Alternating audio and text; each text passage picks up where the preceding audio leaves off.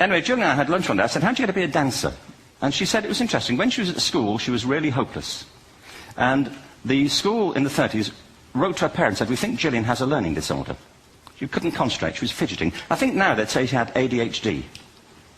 Wouldn't you? But this was the 1930s, and ADHD hadn't been invented, you know, at this point, so it wasn't an available condition. You know, people weren't aware they could have that. Anyway, she went to see this specialist.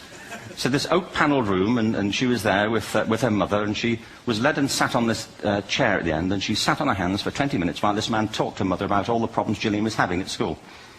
And at the end of it, because she was disturbing people, her homework was always late and so on, little kid of 8, in the end, the doctor went and sat next to Gillian and said, Gillian, I've listened to all these things that your mother's told me. I need to speak to her privately. So he said, wait here, we'll be back. We won't be very long. And they went and left her.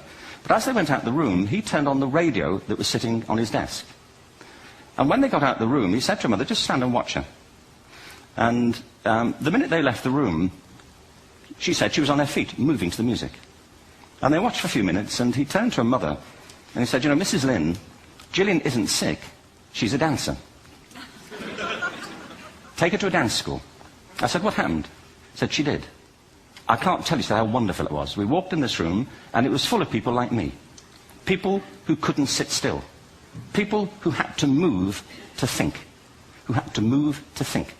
They did ballet, they did tap, they did jazz, they did modern, they did contemporary. She was eventually auditioned for the Royal Ballet School. She became a soloist. She had a wonderful career at the Royal Ballet.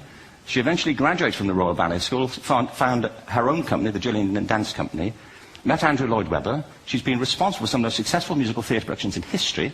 She's given pleasure to millions, and she's a multi-millionaire. Somebody else might have put her on medication and told her to calm down. Now, I think